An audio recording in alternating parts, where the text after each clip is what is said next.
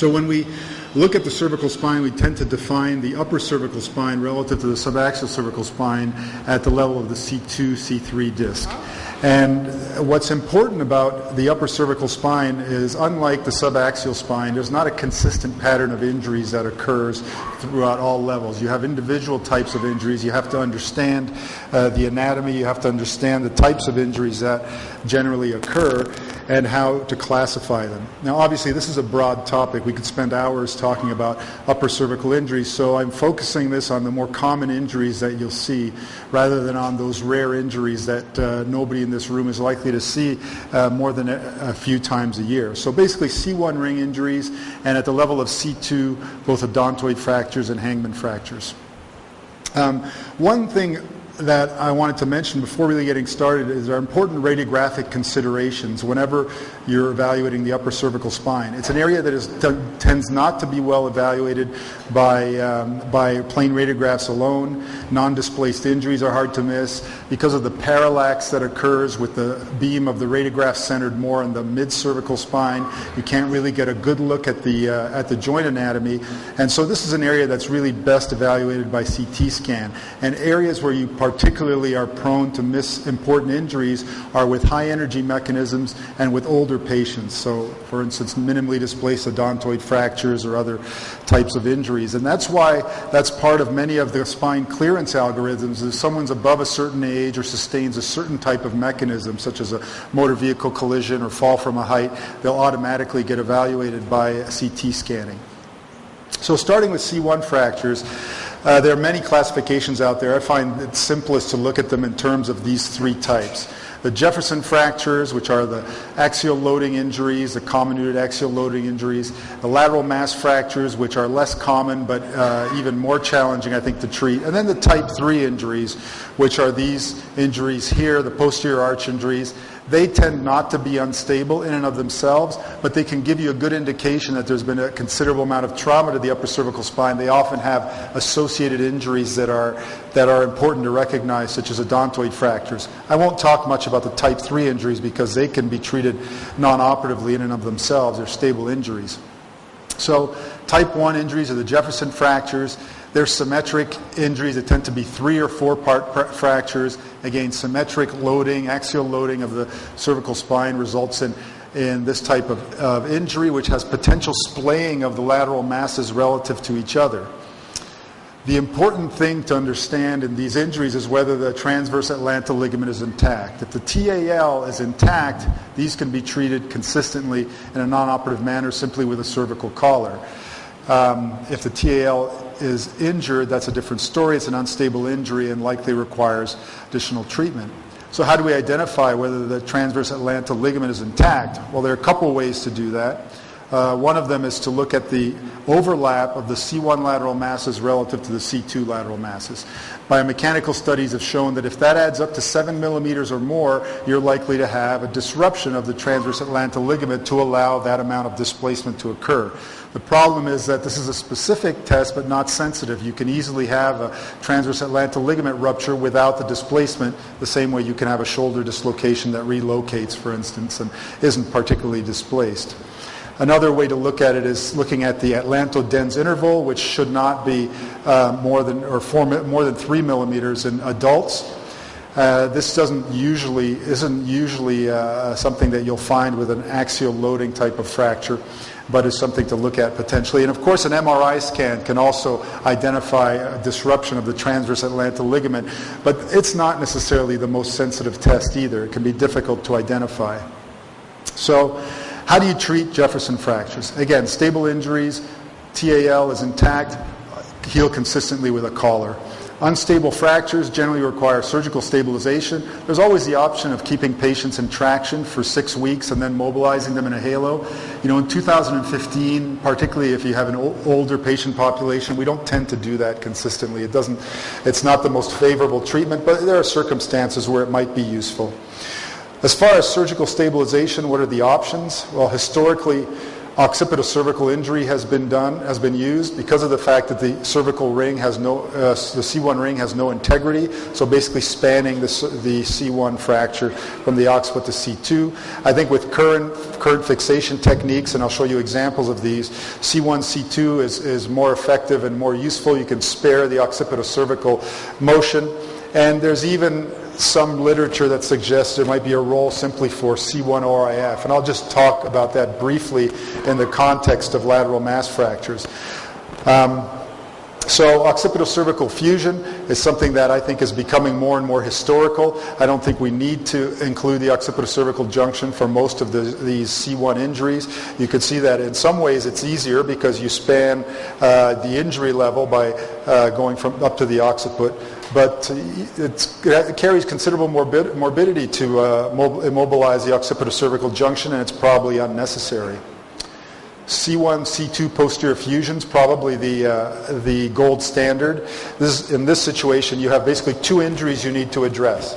Right? The transverse atlantal ligament is disrupted, so you have to stabilize C1, C2, and you also have the C1 ring injury that needs to be stabilized. And so in this instance, you can see that a cross connector can be used between the two rods with lateral mass screws placed at C1, which results in containment and reduction of the C1 ring, and then you have C1-2 posterior fusion.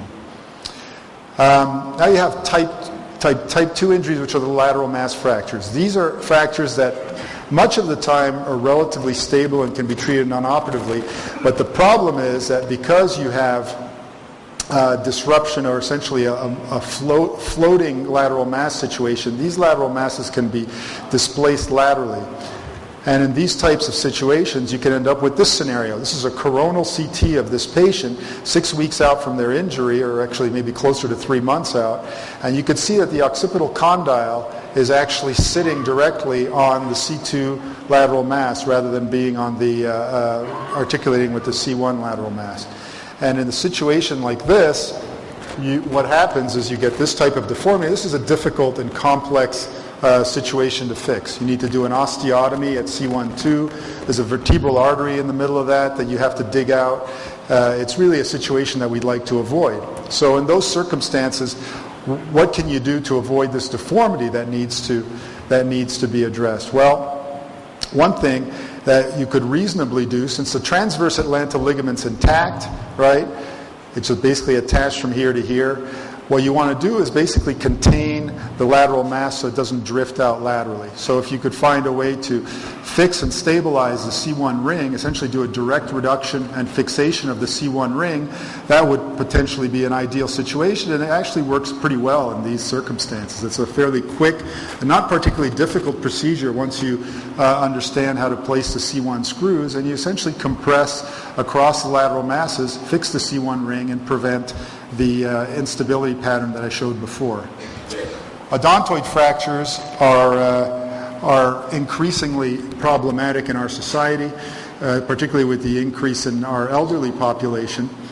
I think all of you are aware of the classification system, which includes type 1 injuries, which are avulsion fractures of the alar ligament, type 3 injuries, which involve the C2 body, and then the much more common C2 injuries, which are the most common type of odontoid fracture and the most problematic, and what I'm going to focus on today.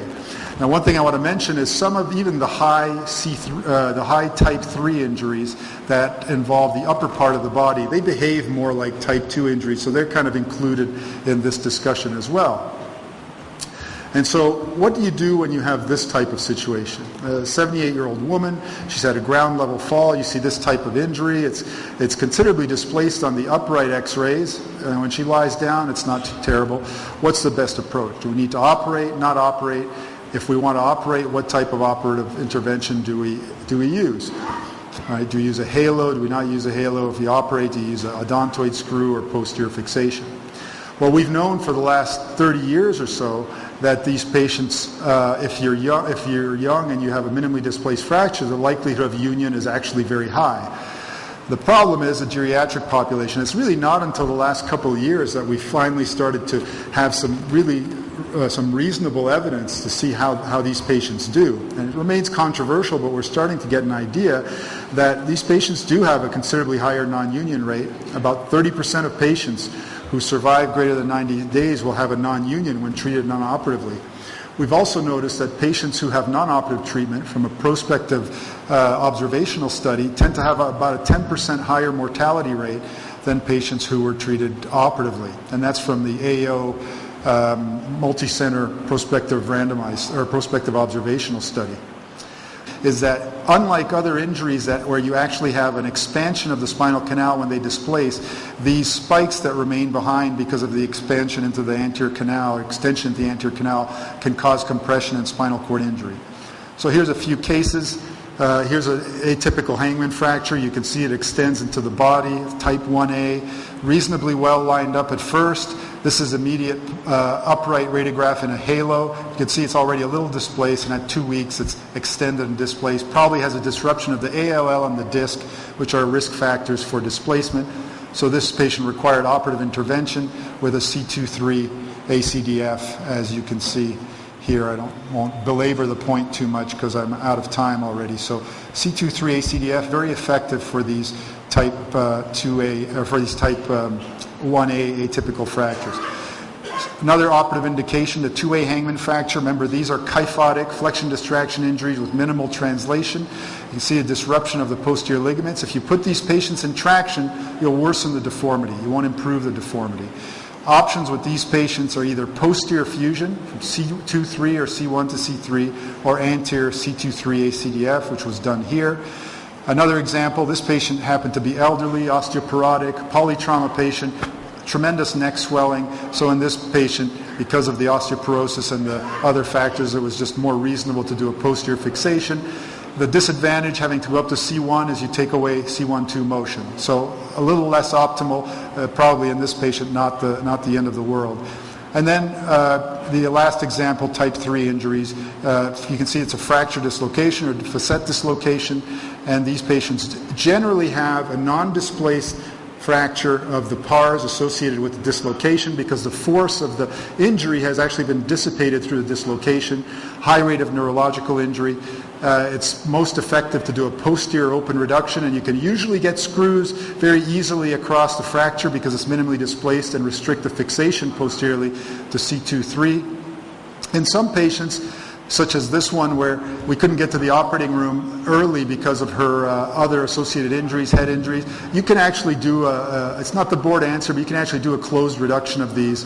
And so closed manipulation, and once we reduced it, it's easy to do a C2-3 ACDF, supine position, much easier in a polytrauma patient. So that's it. I apologize for being a bit over time, but upper C-spine fractures, a thing to keep in mind, diagnosis can be complex. In high-risk patients like elderly patients and high-energy injuries, probably the best approach is either scrutinize the radiographs very carefully or obtain a CT scan. It's important to understand the injury patterns that you're looking for and to recognize them and to treat the injuries based on their mechanism and just a knowledge of how they'll behave.